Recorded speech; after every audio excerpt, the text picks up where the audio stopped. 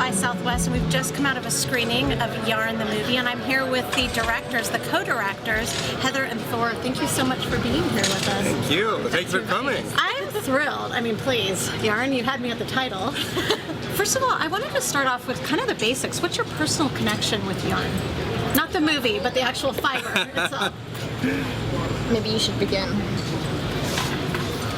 No, he's like, I have zero. Yeah. I have zero connection to Yarn. Okay, well, for me, my mum, she knits, and more recently she learned how to crochet, and for I don't know how many years she's been trying to teach me how to knit and crochet, and I've wanted to, but I have never really given her the time to teach me.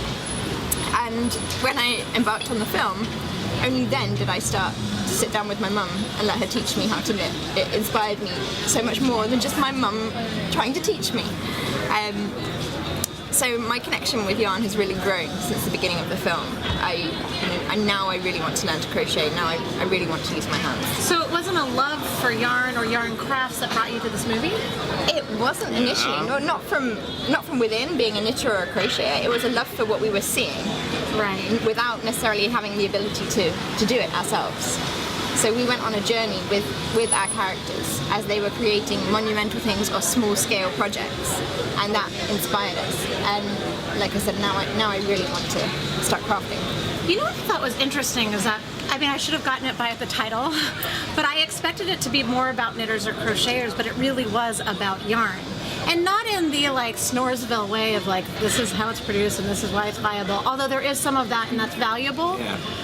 But it really laid out yarn as just another material that could be an allegory for life. And I want to get into that in a second, but I first wanted to start, I thought it was really interesting how there was a bunch of juxtaposition in your movie. So you've got kind of a couple of irreverent artists. Oleg, pretty irreverent, like she's throwing around any, like, she tries to be irreverent. And then you've got Barbara Kingsley, who's narrating it, and she is kind of old school, traditional poet. Can you talk to me a little bit about, was that juxtaposition intentional, or is it something that just sort of bloomed? It was actually a bit of both. It was intentional in the fact that we wanted to make a film about yarn, not specifically about these characters that feature in the film. So we actually struggled with this during production for some time, whether we were making a film about characters or whether we were making an essay film about yarn. And we went back and forth and realized that what we were making was actually a hybrid. We were trying to combine the two. And so for us it was really important to have the characters that were creating monumental pieces as an art form, as well as the more traditional approach to yarn, which can also be a art form, as the film illustrates. And so Barbara really adds to it a warm feeling about knitting, and where it begins really talks about the traditional approach, and it's something that so many of us can relate to, her works. And so both Barbara and Tina add to the craft art element of yarn, whereas some of our other characters are more talking about a metaphor for life with the circus, or these monumental art sculptural pieces. Yeah. You know, it's interesting. So years ago, I had a show, a TV show, and there was one of my favorite episodes had a granddaughter with blue hair before everybody had blue hair. Now everybody does blue hair, and then a mom, and then a grandmother, and they were all working on this project together as guests. And I was just I loved the gap that it happened to be yarn that was unifying them, and I felt like that you were making that same statement where you've got artists that are saying things that, and I know this from posting it on my own Facebook page and had a little blowback from there being like quote unquote vulgarity, which kind of made me giggle. But then you've got, traditional poet, and I kind of loved that sort of subliminally you were gapping groups together. Philosophical group, and I thought it was such a brilliant choice. Yeah, and for me, Barbara was a natural choice because I grew up on a sheep farm in Iceland. So On a sheep farm? On a sheep Oh, farm, did you? yeah, on the north of Iceland. So to me, it was quite natural, and I really understood where she was coming from with her prose. So it was really, to me, it was like, it really told the story, and the story evolves through the film. So it starts with a traditional, and then it keeps going. But it also goes full circle. It starts with the traditional in the very beginning, and it ends at the beginning as well, really. So, you know, we see Oleg, who has been working with this medium for such a long time, but at the end of the film, she's learning how to spin. So we really like And- to sort of Giddy over it. Exactly. Giddy. And that's what I loved, was that there are certain stereotypes. And I think that those were broken a bit with your film. Another sort of juxtaposition that I wanted to talk about is at the beginning you were talking to a woman in Iceland, Yeah. and she was talking about how there's a certain how white sheep are bred to get rid of diversity because white wool sells better. And so there's a farmer that breeds gray sheep Yeah. just to sort of like screw with diversity. But then cut to back to this woman in Iceland. Well, they're both in Iceland, but back to this woman who's saying that the outside world is very masculine and gray, Yeah.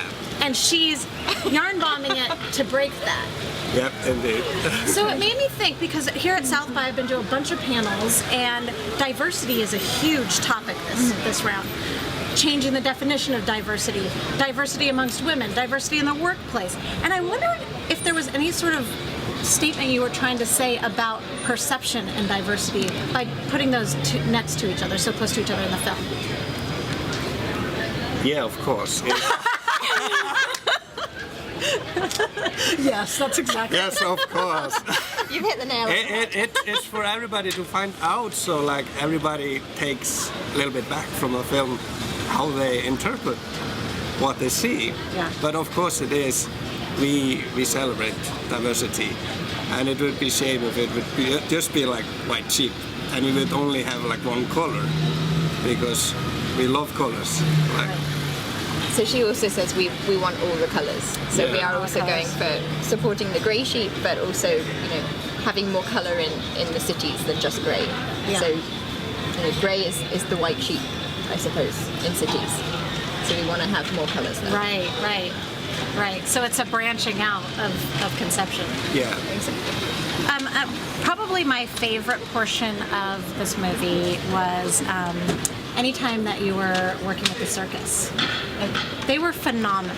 So there's a circus in it, and I don't know, what's the name of the circus? Circus Secor. And it was yarn based, but what I loved most about it was you've got this sort of like, yarn is known for being fluid and soft, and there are some, like, defying gravity was happening on some of the moves that these gentlemen were doing using yarn. And I loved that there's sort of a stereotype of sort of like your grandmother knitting up a nice sock or whatever, not that there's anything wrong with that, but you've got these big sort of like strong men, you know, playing with gravity but using the same fiber. Were you conscious of trying to sort of paint two different pictures? Is that something that was important to you about sort of the strength and softness of yarn? I think it was, but that our main premise for the circus was in fact that they are using yarn, one in a different way to the others. They're not sort of crocheting it or knitting it on stage, although their set is mostly knitted. It was really their connection and relating yarn to life, it being a metaphor for life. Just like the characters say in the film, yarn can be simple and just a straight piece of yarn, or it can be all tangled and sort of intertwined and messed up. So it was the fact that it was a metaphor for life and us always striving for something and it being so important for us. Yeah, indeed. Like you're saying, like life can be like a string, simple and nice, or it can be tangled up, or it can be knitted into a certain pattern. What I loved was one of the circus performers said that you were just changing, almost like changing the muscle memory. He was using paper, but then he went over to yarn. Changing the muscle memory of a fiber, of a material. Yeah. So it's sort of, there's a statement there about utilitarianism, about survival, about... Exactly, but I also take that statement even further to apply to the whole film, because what we want to say with the film, one of the many things we want to say with the film is that there are endless possibilities with yarn. There really are. And so how he's talking about you can always change the fibers of the paper in origami, you can always change the form of the yarn to create so many wonderful things. And we're just showing a small glimpse of what the possibilities are in the film, but want people to really see that it goes way beyond that. Yeah. You spoke a bit about, I think it was Oleg that said that she really didn't want to be associated with craft. And I personally, my own career, have had a huge sort of, there's a definite rivalry in the art world and the craft world, and that's a little unsettling to me because I really think that they all intertwine. And I was wondering if you came, when you were choosing these artists and working with these artists, if you came against that a lot between, you know, the craft of being at home making something for your family or whatever it is versus these huge art pieces. Did you come up against a lot over the definition of what people wanted to be categorized as? Not so much when we were researching characters, apart from those that actually appear in the film, but what we did come up against was the differentiation between knitting and crocheting. And there are many knitters out there that do not want to be associated with crocheting, and many crocheters that don't want to be associated with knitting. Whereas I wanted to sort of encompass them all in the film, really. And so it was more, I was a little bit more torn in the craft world than I was between, for example, in the film Oleg and not wanting to be associated with the craft, and then characters that are using craft as a practical art. So it was more of a conflict that we came across within the film than when we were researching it. When you were pre-producing this film, did you choose the locations first? Did you choose the artists first? Like, what came first? What did it look like from your perspective when you're your first steps? First step was to choose the artist, and then we followed them around the world. We filmed in 11 countries, so it was a lot of travel. Not all of them feature in the film. I mean, we filmed in the UK, we filmed in the Netherlands, and they don't necessarily feature in the film. But we certainly feature a lot of them in the film. But also, I think the fact that our characters were all travelling was really important for us, because yarn to us is a global subject. We originally wanted to film in all continents of the world, but then we narrowed it down to filming with our characters and wherever they went.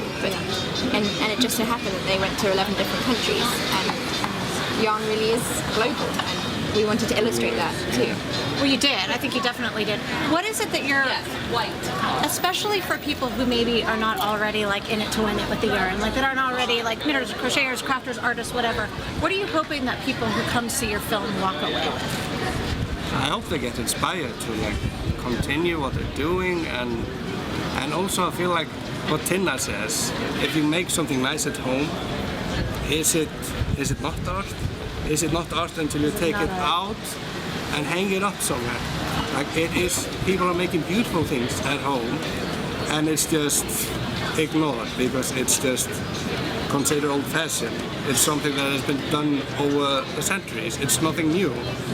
But like what the Icelandic character Tinna does, he takes it outside, traditional pieces. And she just nails it anywhere. Yeah, absolutely. Yeah, she like gives it a new life. Absolutely. Yeah. But I also think for those that aren't in the yarn community already, and that do see it as a old-fashioned, stay-at-home, knitting a jumper, but I want people to be inspired to come and see the film and realise that yarn is so much more than that. It's that which is really important, of course, but it can be so much more too, and that not to confine it just to those making clothes, that it can go way beyond that. And to not put it in that like stereotypical box of like it's only women's work, whatever that even means. Like that it is literally like possibility in your hands. Exactly. Well, I wanted to end just with there was something that one of the artists, Toshiko, is that right, said at the end, and I just loved it. She says, "I live today, I will do my best, and then I'll be gone." And I feel like you really did your best with this film. That was lovely. It was lovely. Thank you. Thank you so much for being here. We're so glad you came. Thank you. Cheers. Thank you. Cheers.